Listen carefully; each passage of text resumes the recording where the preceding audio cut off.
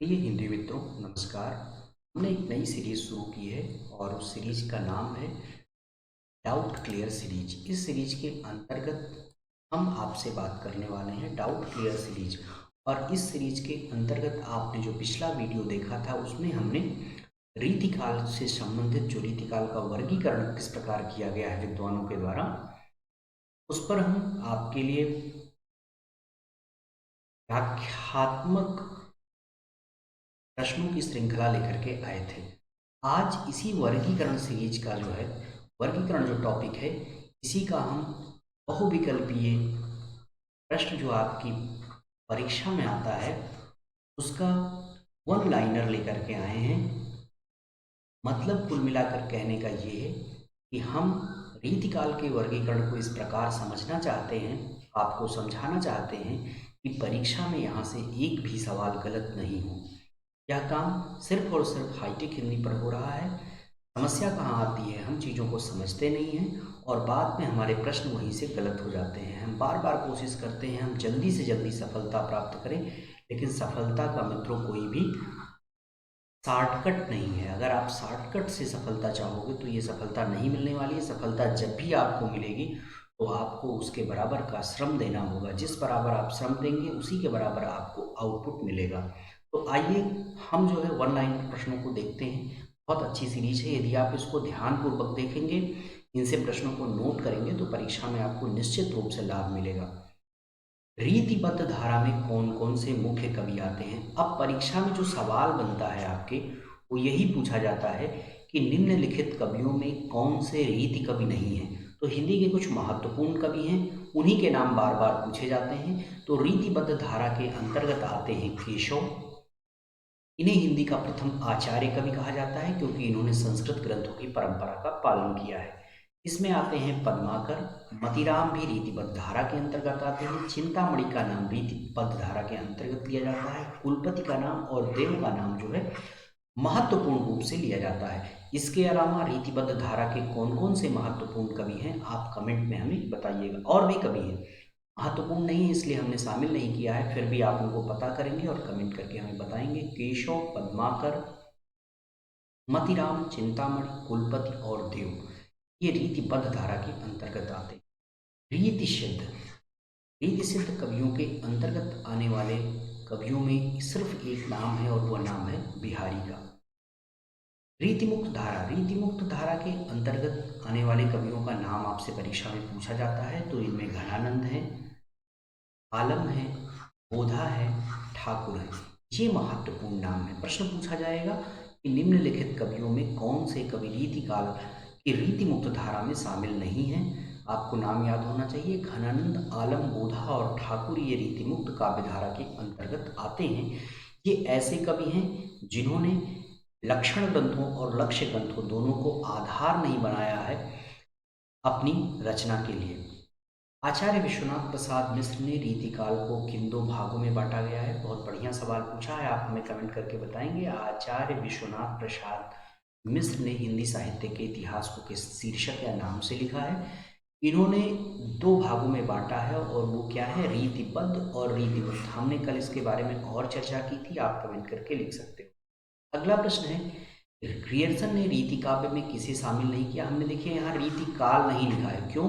क्योंकि ग्रियर्सन की जो पुस्तक है the modern vernacular literature of Hindustan, उसमें उन्होंने रीतिकाल को रीति काव्य नाम दिया है और रीति काव्य में उन्होंने मुख्य रीति सिद्ध कवि बिहारी को शामिल नहीं किया है। इस विद्वान ने बिहारी को रीति ग्रंथकार के रूप में बिहारी को रीति ग्रंथकार के रूप में शामिल किया है। जी हाँ, आचार्य रामचंद्र शुक्ल ने रीतिकाल में कोई विशेष रुचि नहीं दिखाई है और उन्होंने जो विभाजन किया रीतिकाल का, उसमें रीति ग्रंथकार और फुटकर कवि यानी कि अन्य कवियों के रूप में दो श्रेणियां बनाई। बिहारी ने चूंकि कोई रीति ग्रंथ नहीं लिखा है, आधार आचार्य रामचंद्र शुक्ल ने उसे ही बनाया है कि जिन कवियों ने रीति ग्रंथ लिखे हैं उनको रीति ग्रंथकार माना जाए।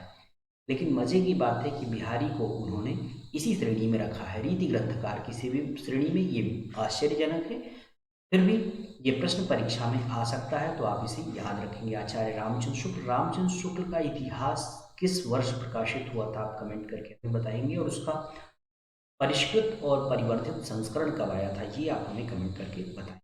अगला प्रश्न है, डॉक्टर नगेंद्र ने रीतिकाल को दो श्रेणियों में बांटा है।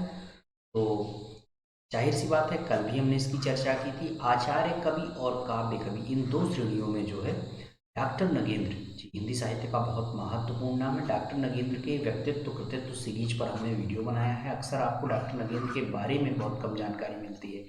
यदि हाईटेक हिंदी का व्यक्तित्व कृतित्व सीरीज का वीडियो आप देखेंगे तो आपको जरूर जानकारी मिलेगी और बहुत महत्वपूर्ण है इनके बारे में जानना।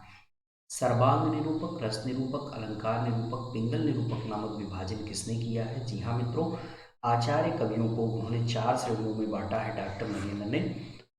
सर्वांग निरूपक, रस निरूपक। सर्वांग का मतलब होता है ऐसा कवि या विद्वान जिसने रस, छंद, अलंकार, इन तीनों जो है का प्रयोग करके, वर्णन करके जो है रचना की है, तो उन्हें सर्वांग निरूपक कहते हैं। किसी ने केवल रस के बारे में लिखा है तो रस निरूपक, किसी ने केवल अलंकार के बारे में लिखा है तो अलंकार निरूपक, और किसी ने पिंगल, पिंगल कहते हैं छंद को, तो किन्होंने छंद के बारे में जानकारी दी है तो उसके विभाजन को कहेंगे हम पिंगल निरूपक। और इस प्रकार का विभाजन किसने किया? डॉक्टर नगेंद्र ने किया। डॉक्टर नगेंद्र का जो हिंदी साहित्य का इतिहास है, इसका प्रकाशन वर्ष क्या है? वर्ष याद रखना बहुत महत्वपूर्ण है। तो प्रकाशन वर्ष कब हुआ है ये आप कमेंट करके बताएंगे। वीडियो आपको कैसा लग रहा है जरूर लिखें कमेंट में, इससे हमें प्रेरणा मिलती है आपके लिए नए वीडियो लाने के लिए। साथ ही अपने मित्रों के बीच शेयर करिए, जितना ज़्यादा आप शेयर करेंगे हम और वीडियो आपके लाएंगे। मज़े की बात है, वीडियो बीच बीच में इसीलिए बंद हो जाते हैं क्योंकि आप लोग उन पर विशेष ध्यान नहीं देते हैं। पद्ध रीति और मुक्त रीत कवियों का रीतिकालीन विभाजन किसने किया है? नाम पलट दिए, हमने आपको बताया था बद्ध रीति और मुक्त रीति। मुक्त रीति मुक्त को मुक्त रीति और रीतिबद्ध को बद्ध रीति कर दिया है किसने? बच्चन सिंह ने। बच्चन सिंह की पुस्तक का नाम है हिंदी साहित्य का दूसरा इतिहास और ये प्रकाशन वर्ष है इसका 1996। अगला प्रश्न है, रीतिकालीन हिंदी रीतिकाल का एकमात्र क्लासिकल कवि किसे बच्चन सिंह ने माना है? तो बच्चन सिंह ने बिहारी को हिंदी का एकमात्र क्लासिकल कवि माना है। याद रखिएगा, क्लासिकल आचार्य की अगर बात की जाएगी हिंदी का पहला या एकमात्र तो केशव होंगे, लेकिन बिहारी जो है बच्चन सिंह ने बिहारी को रीतिकाल का एकमात्र क्लासिकल आचार्य नहीं, यहाँ ध्यान दीजिएगा, एक एक शब्दों पर आपको ध्यान देना है। ये क्या है? कवि है। हिंदी रीतिकालीन आचार्यों ने प्रतिपादन की कितनी शैली अपनाई? कितने तरीके से उन्होंने काव्य रचना की है? तो तीन तरीकों से जो है काव्य रचना की है। अलंकार ग्रंथों के अगर आपको नाम पता है प्रतिपादन शैली के तीनों तो आप कमेंट करिएगा। अलंकार ग्रंथों के प्रणयन में रीतिकाल के कवियों ने किसे आधार बनाया? किन संस्कृत आचार्यों को आधार बना करके, किन लक्षण ग्रंथों के आधार पर उन्होंने हिंदी में अलंकार ग्रंथों का पठन किया? तो सही उत्तर होगा जयदेवव्रत चंद्रालोक, परीक्षा में भी पूछा जाता है। और अप्पय दीक्षित की रचना है कोलयानंद। इन दो ग्रंथों के आधार पर अलंकार ग्रंथों की रचना हुई है। बहुत महत्वपूर्ण प्रश्न है, किसकी पुस्तक है? देखिए डाउट यहाँ पे बहुत ज्यादा होता है। ये डाउट क्लियर सीरीज चल रही है तो हमने यहाँ पर ये प्रश्न आपके लिए हम लेकर के आए हैं। छंदमाला, छंदमाला रचना है केशव की, जबकि छंदसार नाम से किसने लिखा है? मतिराम ने लिखा है। और नारायण दास ने भी छंदसार नाम से लिखा है। छंद विलास नाम से माखन की रचना है और छंदमाला नाम से केशव दास ने लिखा है। इसको आप एक जगह पर नोट करिएगा, बार बार पढ़ेंगे तो ये डाउट आपका क्लियर हो जाएगा। छंदमाला केशवदास, छंदसार मतिराम और नारायण दास और छंद विलास माखन की रचना है। विविधांग निरूपक कवियों ने किन संस्कृत आचार्यों का आधार लिया है? तो जी हाँ, विविधांग यानी कि सभी विषयों का निरूपण किया है, विविध विषयों का निरूपण एक ही काव्य में किया है। मम्मट कृत काव्य प्रकाश, काव्य प्रकाश किसकी रचना है? मम्मट की रचना है। और विश्वनाथ कृत साहित्य दर्पण, इन दो रचनाओं के आधार पर जो है विविधांग निरूपक कवियों ने संस्कृत आचार्यों को, संस्कृत आचार्य कौन? मम्मट के काव्य प्रकाश और विश्वनाथ के साहित्य दर्पण को आधार बना करके काव्य रचना की है। बहुत महत्वपूर्ण सवाल, नया सवाल बिल्कुल आपके लिए। अगर आप हाईटेक हिंदी से जुड़ेंगे तो इस प्रकार के सवाल आपको देखने को मिलेंगे। महाराज इंद्रजीत सिंह की पतिव्रता गणिका राय प्रवीण को शिक्षा देने के लिए कौन सी पुस्तक लिखी गई थी? जी हाँ, तो इस पुस्तक का नाम क्या है? कविप्रिया। कविप्रिया राय प्रवीण को शिक्षा देने के लिए लिखी गई थी। राय प्रवीण कौन है? इंद्रजीत सिंह महाराज की गणिका है। आप हमें कमेंट करके बताएंगे कि कविप्रिया किसकी रचना का नाम है।